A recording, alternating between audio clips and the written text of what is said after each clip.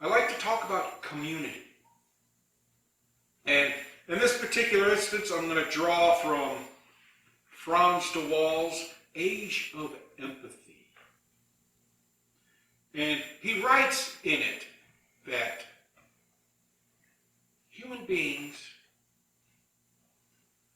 are natural community builders. And I wish I could remember the rest of that little quote there, but the whole idea of natural community builders says a lot. Because what is it that we do? Where do we live? We live in a house. Our house happens to be on a block, usually, unless we're out in the middle of the sticks, and it's just a bigger block. Our block is part of a community.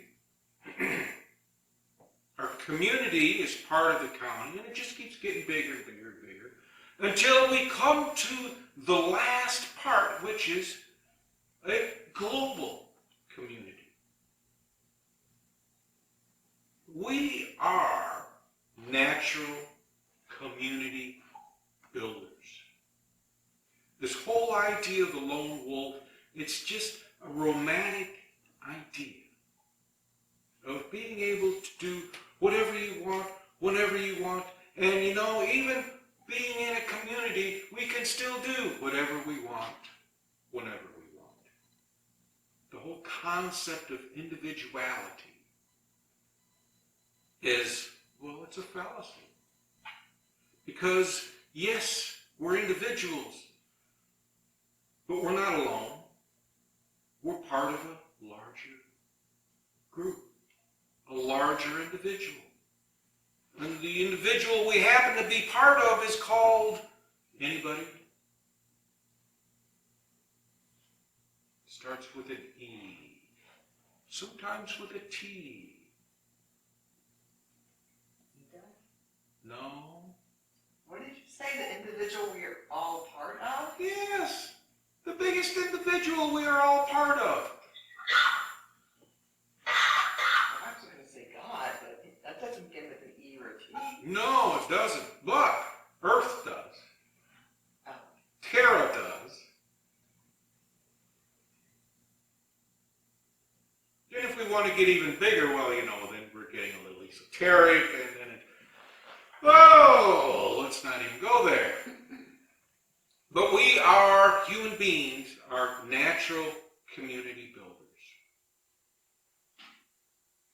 And hopefully I will remember parts of what I had intended to talk about when we get there.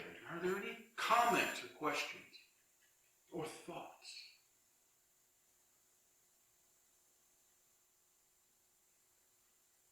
Are we natural community builders?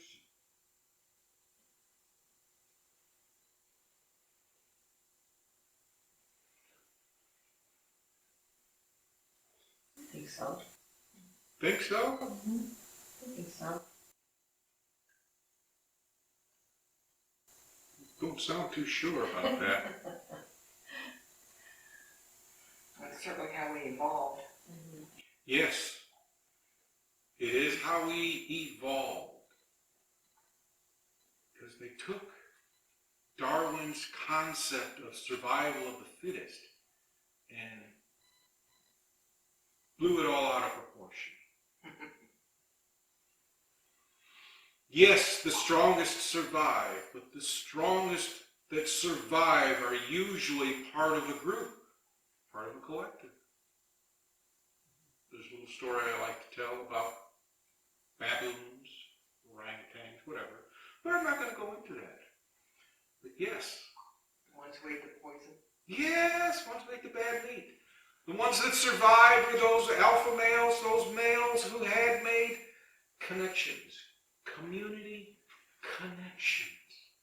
And the ones that died were those who insisted on standing up, being tall, and, well, they died alone too. We are natural community builders. Anything other than that is unnatural. And I'm going to say, God bless to all of you, and thank you for allowing me to share that